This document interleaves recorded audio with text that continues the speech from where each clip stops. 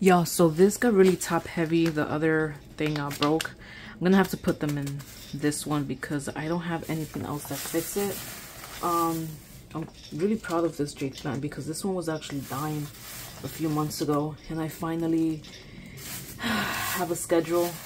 I figured out that it's better to bottom water it. I think I uploaded a video of me watering it from the bottom and just letting it sit in the water for like 15 or 20 minutes until it soaks it up. Anyways, it got top heavy, so I had to change it.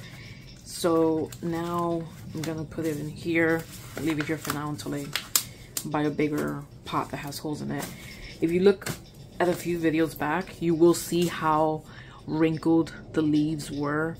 This was pretty much dying. I really thought I couldn't save it, but now it's healthier. It's growing a lot of new offshoots, babies.